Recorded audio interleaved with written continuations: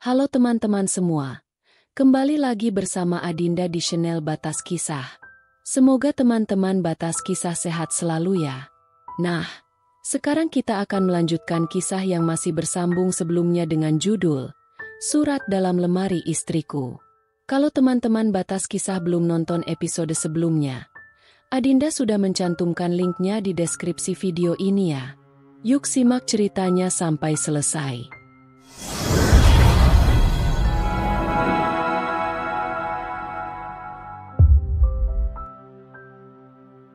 Ayah baru saja mengangkat sebuah telepon dari pihak kepolisian.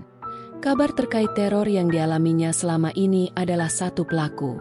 Dan pihak berwajib akan segera menindaknya dan memanggil pelaku tersebut. Ayah yang mendengar siapa pelakunya sangat terkejut.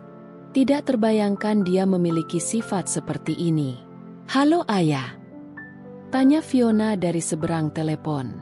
"Aku ingin balik segera," jawab ayah marah. "Kenapa ayah? Kamu gak nyaman di sana?" tanya Fio khawatir. "Bukan di sini yang tidak nyaman, tapi ada orang yang mencoba mencari masalah denganku lagi." "Hah, siapa ayah?" kaget Fio. "Ketika aku sampai akan aku beritahu.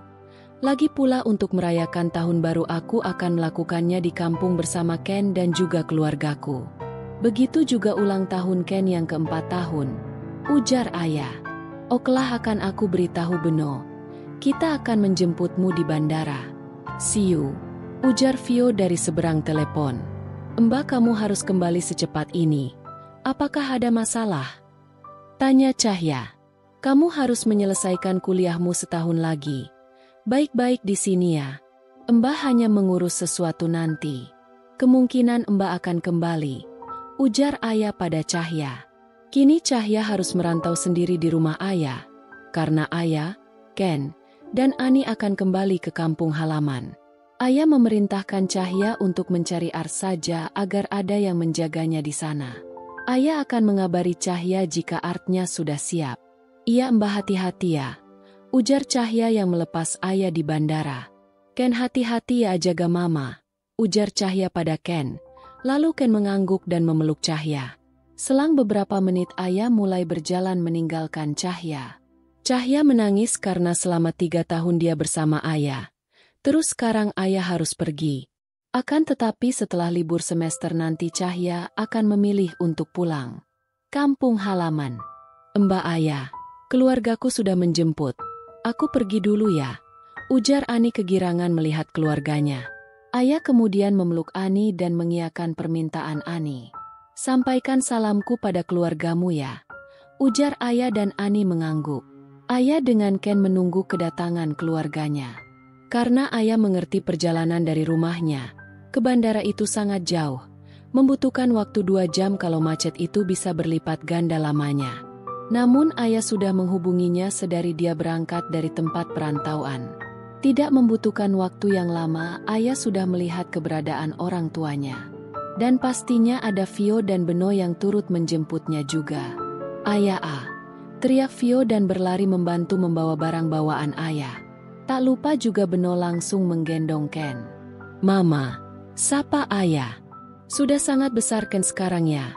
Mama tidak ragu anak mama bisa menjaga anak sampai segendut ini," ujar mama pada ayah dan ayah tersenyum. "Syukurlah kamu memilih untuk kembali. Bagaimana Cahya? Dia kapan pulang?" tanya papa. "Nanti setelah libur semester dia akan pulang pak. Katanya dia juga banyak kegiatan di kampusnya, hahaha," ucap ayah. "Biasalah om, anak kampus kan memang begitu, kita juga dulu gitu kan ya," ucap Beno pada papa ayah. "Haha, iya om paham. Hanya saja om sangat ingin nanti liburan tahun baru bisa lengkap sama anak-anak," ujar papa. "Pastilah om, kita juga diundang kan?" tanya Beno. "Pastilah, kalian kan juga sudah om anggap anak-anak om," ujar papa lagi. Mereka semua pun langsung berlenggang pergi setelah berbincang-bincang. Ayah berjalan sambil menggendong Ken ke mobil. Sebelum balik ke rumah, ayah meminta untuk singgah ke restoran all you can eat dan mengajak seluruh keluarganya untuk makan bersama.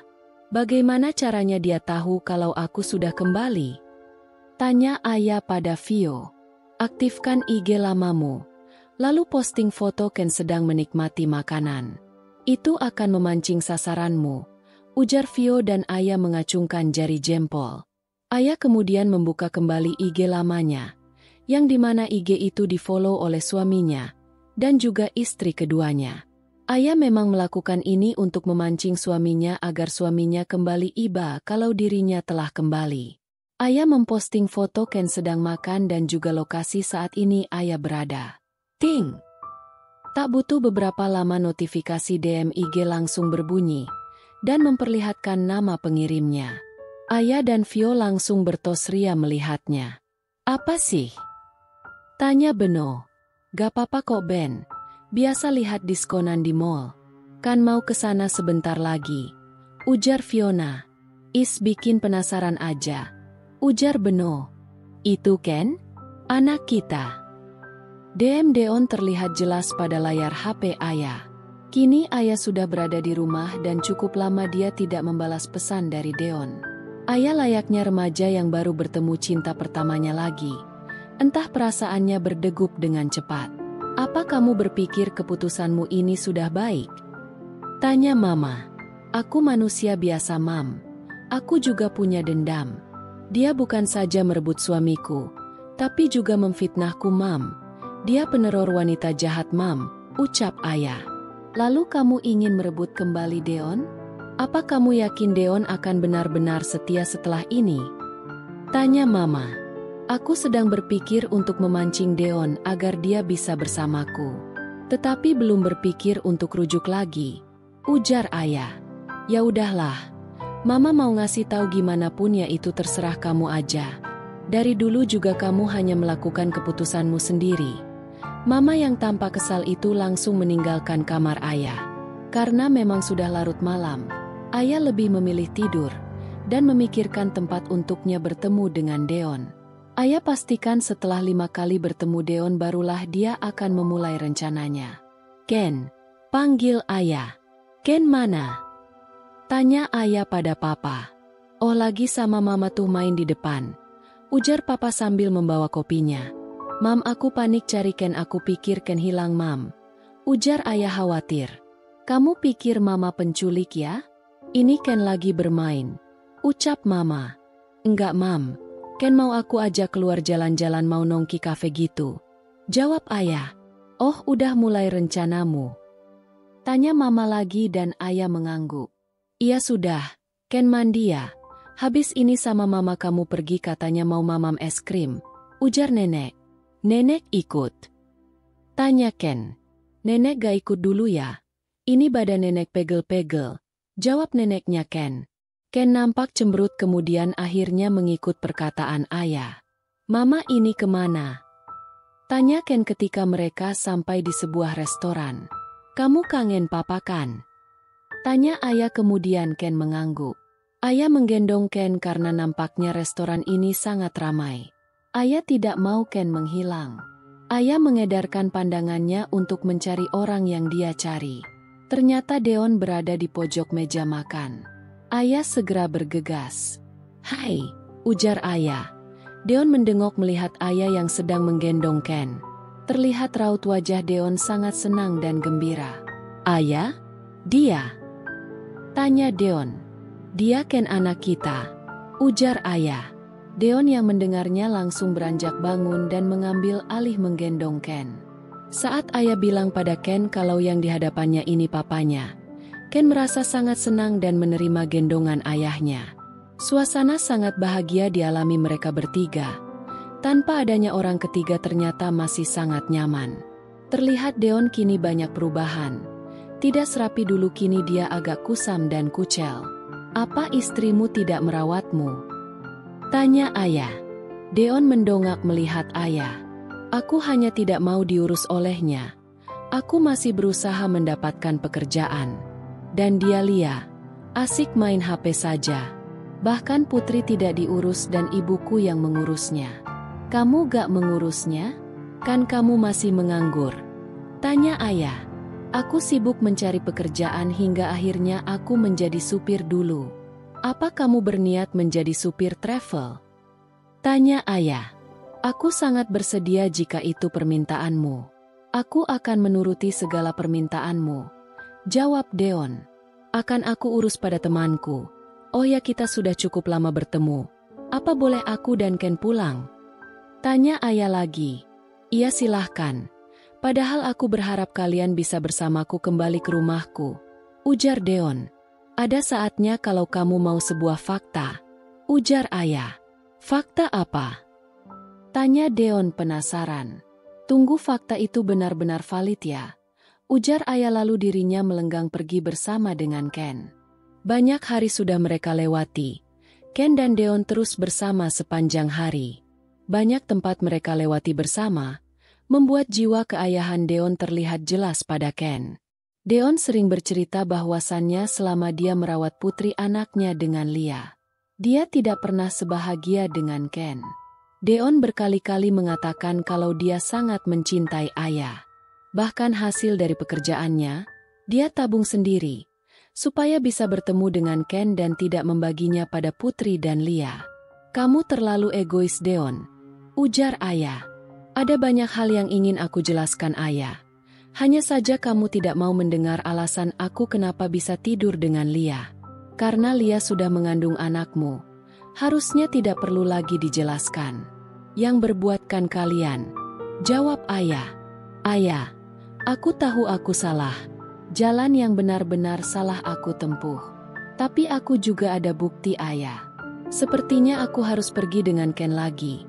Karena kamu jadi jauh dengan anak dan istrimu. Jangan, please. Aku udah lama kehilangan kalian. Sekarang kamu pergi lagi. Tanya Deon. Loh, apa kamu gak kasihan dengan Lia dan putri? Tanya ayah. Dari setelah melahirkan bahkan saat hamil pun aku gak pernah mengurus Lia maupun putri. Jawab Deon. Memangnya apa sih yang bikin kamu sebenci itu sama Lia? Apa yang udah kalian lakukan saat itu? Tanya ayah.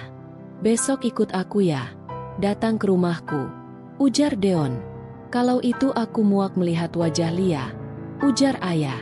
Kemudian ayah dan Ken melenggang pergi dan menaiki mobilnya. Tampak Deon sangat cemberut melihat kepergian mereka. Ayah merasa kasihan dengan Deon. Terlebih lagi andai dia tahu yang sebenarnya. Ayah, Ken dan Deon kembali bertemu di salah satu kafetaria dekat dengan rumah mereka masing-masing. Masih sama Deon terlihat sangat menyayangi Ken. Begitu juga ayah. Deon tak henti-hentinya memandangi ayah. Deon. Suara perempuan yang tak asing ayah dengar. Ayah mendengok melihat Lia sudah berada di sana. Deon juga terlihat mimik wajahnya terkejut. Deon bangkit dari duduknya dan usai menggendong Ken. Kamu kok di sini? Tanya Deon. Kamu yang ngapain di sini? Sama perempuan murahan ini?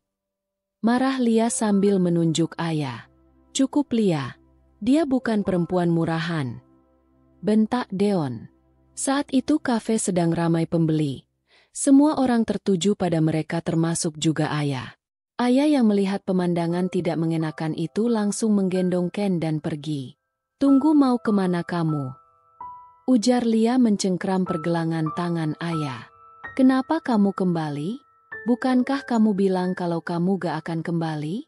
Anak siapa ini yang kamu jadikan umpan untuk Deon? Deon gak mungkin percaya kalau ini anaknya. Ujar Lia. Dia memang anakku. Bentak Deon. Hah, perempuan ini bisa punya anak?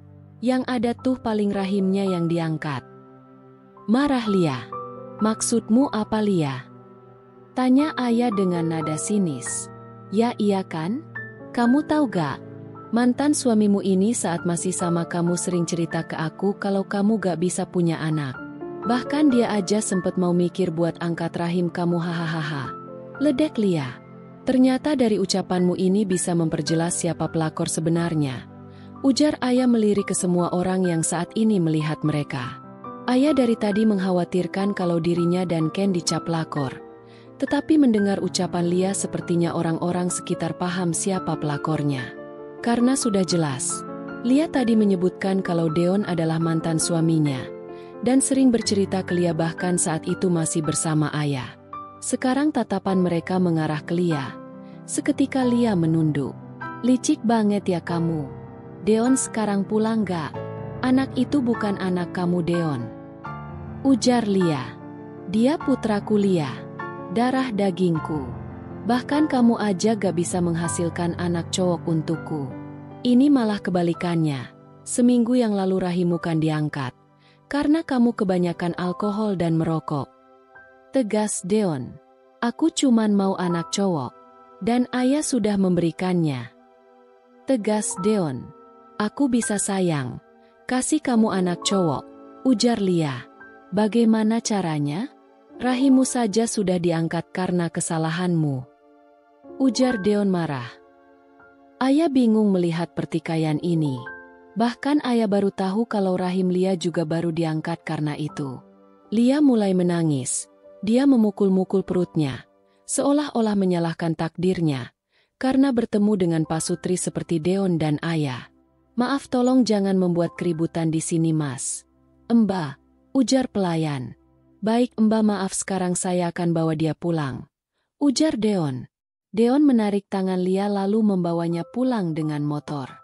Deon masih terus marah-marah dengan Lia selama di perjalanan. Tanpa disadari ayah memang sudah menelpon Vio dan Beno saat itu dan mereka sedang bergegas ke tempat ayah. Mbak yang sabar ya.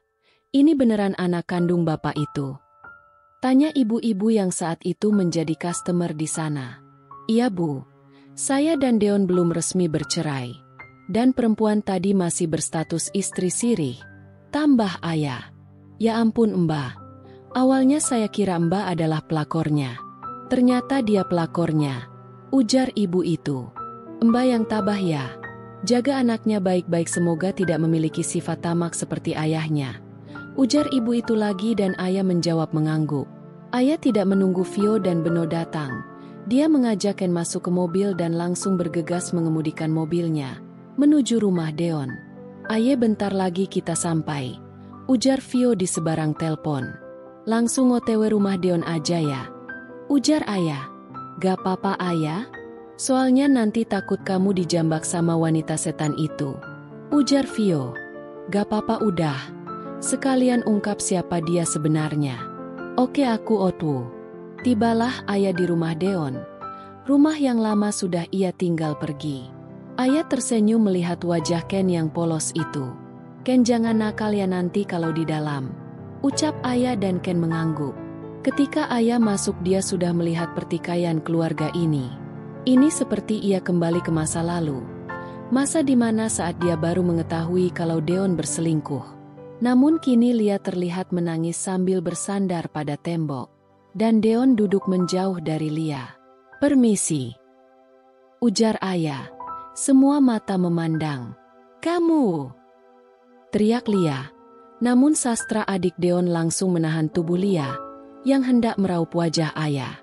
Diriku saat persalinan tidak ada suami yang menemaniku. Dan kamu merebut suamiku saat itu. Marah Lia. Ucapan itu menyadarkan ayah 3 tahun lalu di mana saat dia di ruang operasi ditemani Deon. Dan ayah tidak tahu kalau ternyata saat itu juga Lia melahirkan anaknya. Kau tahu? Kalau tahu Deon cuman pengangguran dan bukan orang berduit, aku tidak akan mau. Aku sudah cukup tersiksa tinggal dengan laki-laki bajingan ini. Marah Lia. Saat dia sering datang ke klubku, kupikir dia sangat kaya.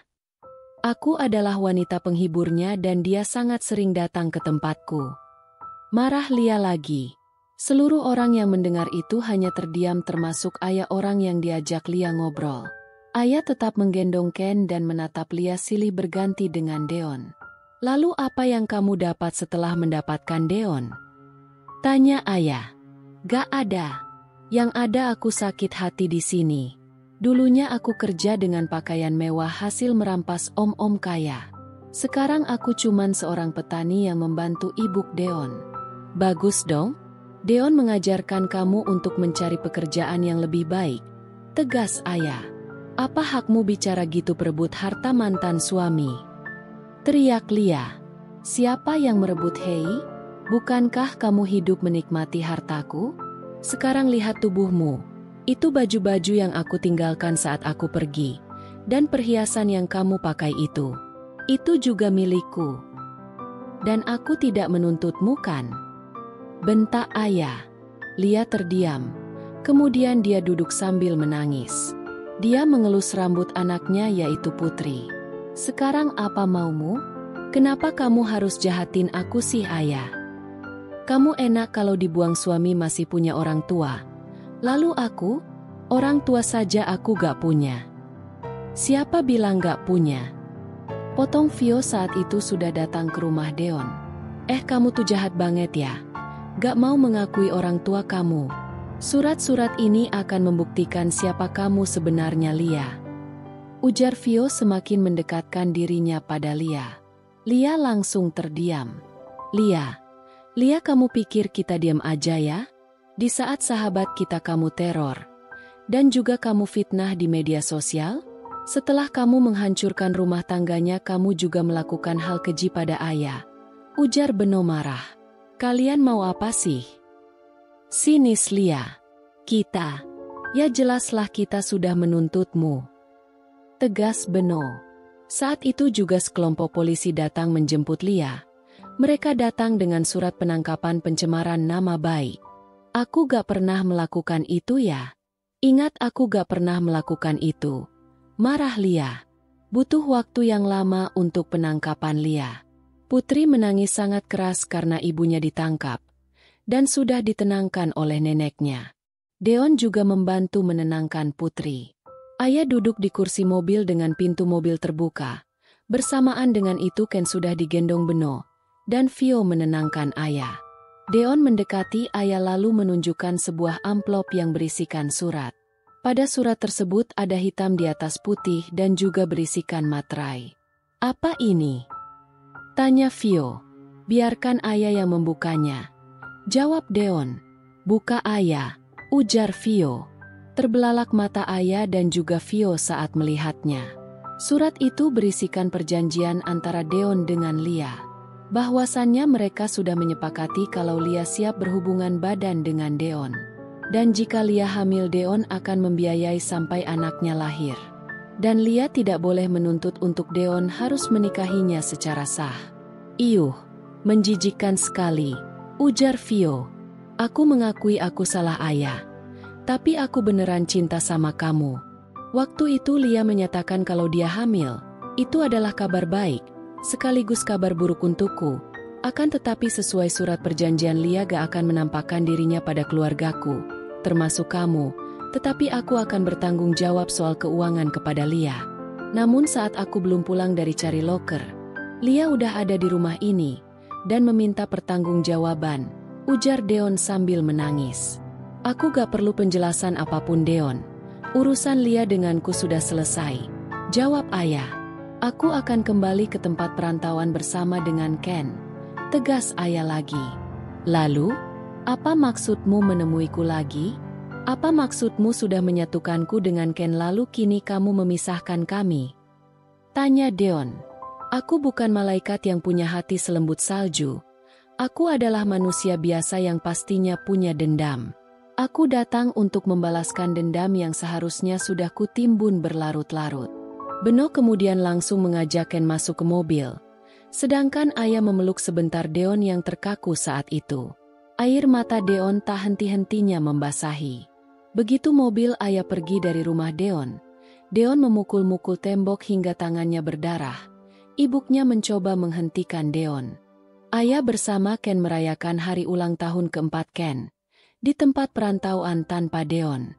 Ayah tidak pernah mendengar lagi kabar keluarga Deon dan juga Lia.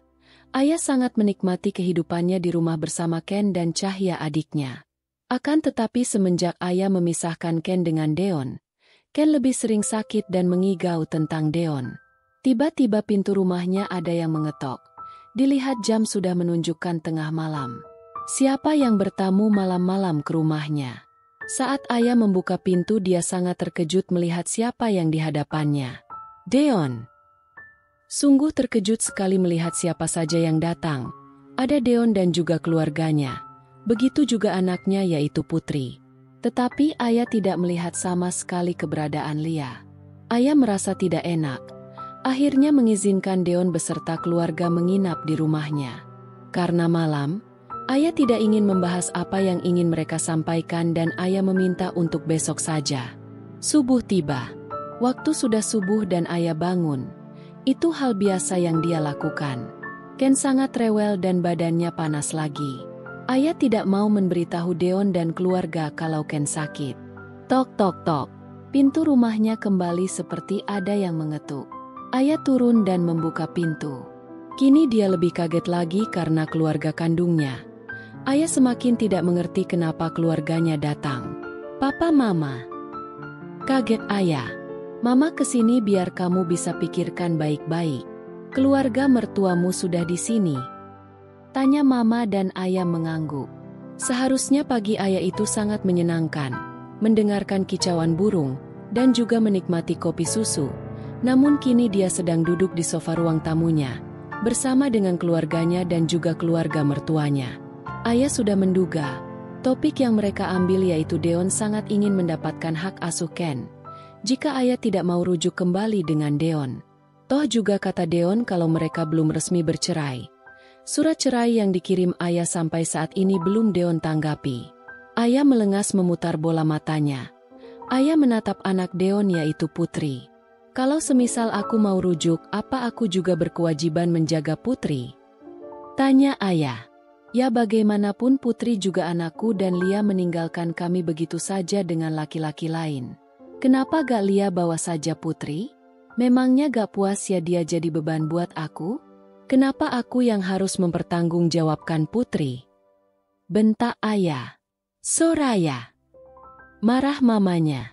Ayah melihat mama dan papanya sekilas kemudian dia mencoba menenangkan dirinya. Ayah melenggang pergi ke kamarnya. Karena waktu itu sangat penting baginya. Gak mungkin dia menghabiskan waktunya hanya untuk meladeni keluarganya dan juga Deon. Ayah, Mama sudah memaafkan apa perbuatan Deon. Dan bahkan Deon rela dipukul bapakmu saat dia mohon-mohon datang ke rumah. Kami melihat ketulusan hati Deon. Ujar Mama. Mama lihat tulusnya dari mana sih? Mama gak lihat gimana aku merasakan sakit selama 9 bulan? Mama gak lihat gimana aku mengandung Ken. Tapi apa Deon peduli, Mam? Bentak ayah. Mamanya tampak terkejut ketika ayah membentaknya. Ayah langsung menunduk. Maaf, Mam. Ayah tahu ayah egois. Tapi ayah masih punya rasa yang amat benci pada Lia. Mungkin ayah sudah menerima Deon. Namun sampai saat ini ayah tidak bisa menerima Putri. Ayah gak mungkin menerima begitu saja, Mam. Bagaimana kalau ayah masih mengingat apa yang udah dilakuin ibunya Putri? Lalu ayah bersikap kasar pada Putri? Malah itu akan membuat Putri trauma, Mam. Ujar ayah. Ya sudah, keputusan ada di kamu. Tapi sekarang Deon sudah lebih mapan dari sebelumnya. Bisa aja hak asuh Ken jatuh ke tangan Deon dan kamu akan kehilangan Ken selamanya. Mama, panggil ayah. Dia menatap mamanya dengan mata yang tergenangi air mata. Kenapa harus aku yang mengalah, Ma? Jawab ayah. Mam, ayah yang diperlakukan gak baik. Kenapa Mama mendukung keluarga mereka, Mam? Maafin Mama. Cuman Mama lihat Ken sedang sakit dan terus mengigau papanya. Mama gak mau jadi nenek yang jahat. Lagi pula Mama tahu kamu sangat menyayangi Deon. Harusnya sudah dari dulu kamu menggugat paksa Deon untuk cerai. Maka tidak akan berat hak asuh untuk Ken, ujar mamanya. Aku butuh waktu, Mam. Ayah menutup pintu rumahnya. Tidak terasa ternyata ayah ketiduran setelah menangis. Ayah keluar kamarnya untuk mencari Ken. Saat ke kamar Ken ternyata Ken sudah tidak ada. Ayah panik dan mencari cahaya. Mereka semua menghilang. Ken! Teriak ayah berkali-kali. Ken sudah balik ke rumah neneknya. Ujar seorang cowok yang saat ini berada di belakang ayah. Deon, kamu ngapain di sini? Ini namanya penculikan, tahu? Bentak ayah. Ayah, aku tahu kita masih saling mencintai. Apa gak salah kalau kita untuk kembali lagi? Tanya Deon dengan wajah berbinar. Aku gak mau menjadi ibu tiri yang jahat untuk Putri. Tegas ayah. Putri biar ibuku aja yang merawat. Dan kita akan merawat Ken bareng-bareng. Ujar Deon. Ah, Ayah melenggang langsung pergi sambil menelepon mamanya. Duh, apa mereka masih di pesawat ya? Panik ayah. Tok tok tok. Mama sakit. Teriak suara anak kecil dengan lantang di depan kamar ayah. Ayah yang mendengarnya langsung panik dan berlari keluar. Dia melihat Putri tergeletak dengan tangan berdarah. Dia baru saja memecahkan vas mahal kesayangan ayah. Putri! Teriak ayah. Ayah menghampiri Putri dan menjauhkan Putri dari vas pecah itu. Putri segera diajak ke kamarnya. Deon juga mendengar hal itu segera menghampiri Putri. Namun saat hendak ke kamar ayah, Deon tidak sengaja melihat Putri sedang diobati ayah, dan Putri berada di pangkuan ayah. Deon tersenyum melihatnya. Putri, kenapa kamu di depan kamarku? Tanya ayah. Maaf mama, Putri gak sanggup lihat mama menangis. Jawabnya. Kenapa kamu memanggilku mama?